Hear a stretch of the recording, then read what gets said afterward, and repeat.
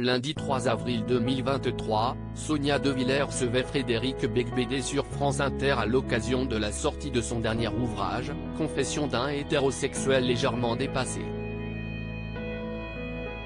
Dans ces pages, il se confie sur ses prises de stupéfiants, ce qui a permis à la journaliste de le questionner sur l'affaire Pierre Palmade.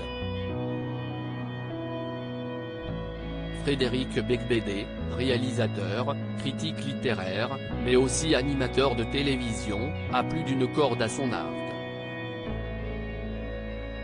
L'époux de Lara Misli est également auteur et publie son dernier livre intitulé Confessions d'un hétérosexuel légèrement dépassé.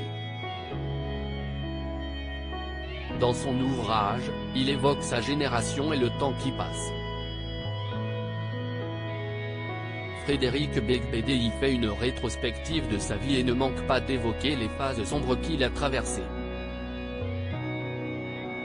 Et il ne cache rien de ses prises de stupéfiants.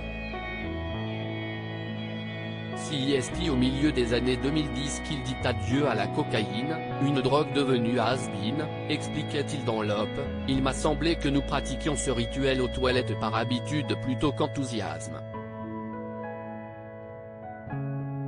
Le père de Chloé, Oana et Léonard a souhaité rompre ce rituel pour préserver ses enfants et leur faire savoir à quel point la drogue est une perte de temps et d'argent. La drogue pour se faire du mal. Lundi 3 avril 2023, sur France Inter, Sonia De Villers l'a ainsi interrogé sur l'affaire Pierre Palmade. Pour rappel, le 10 février 2023, le comédien était à l'origine d'un tragique accident de voiture. Sous l'emprise de cocaïne et de 3-MMC, une drogue de synthèse, il a percuté un autre véhicule.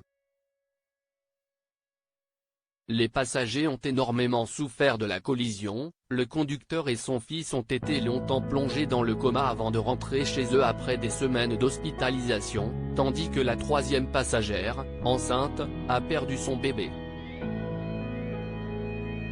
Pour Frédéric Becbédé, la situation de Pierre Palmade est très critique et il met en garde son entourage. Il ne faut jamais croire un ancien toxicomane qui dit qu'il est guéri parce qu'on n'est jamais guéri, a-t-il déclaré sur France Inter. S'il donne un avis très tranché, c'est parce qu'il aurait pu être à la place de l'acteur. Néanmoins, cet accident de la route est le fait d'autres drogues nouvelles comme la 3-MMC. Il a conclu cette question en associant les addicts à une confrérie de gens qui se font du mal en groupe. Un mal dont il semble difficile de se défaire.